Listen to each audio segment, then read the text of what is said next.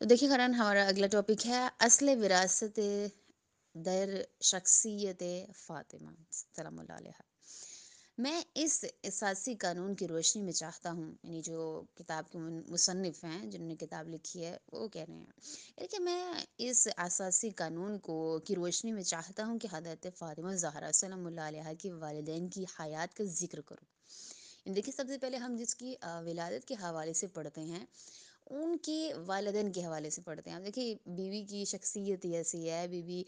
ہم ایک ایسی شخصیت کا ذکر کر رہے ہیں جو حجاب اللہ ہے، ٹھیک ہے،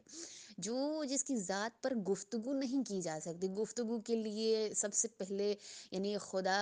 کے الفاظ ہونا ضروری ہیں، قرآن کی آیات ہوں گی، رسول خدا کی احادیث ہوں گی، تب کوئی بیان کر سکے کہ بطول کیا ہیں، سیدہ سلام اللہ علیہ کیا ہیں۔ تو یہ جو ہم بیان کرتے ہیں یہ تو کچھ بھی نہیں ہے عزیزان محترم۔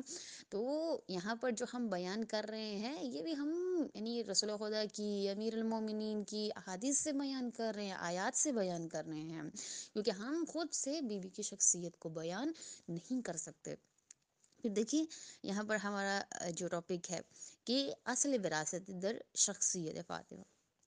پھر کہہ رہے ہیں کہ تاکہ ہم اس ذکر سے اس عظمت کے بعض پہلوؤں کا نتیجہ نکال سکیں جس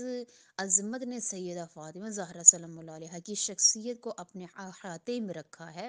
لیکن یہ بحث بہت طویل ہے، اس طرح یہ کتاب اپنے اصل موضوع سے کیا ہے ہٹ جائے گی، ایک دوسرے موضوع کی طرف چلی جائے گی، اس لیے موضوع کی طرف ہم مختصر سا اشارہ کر کے آگے گزر جائیں گے۔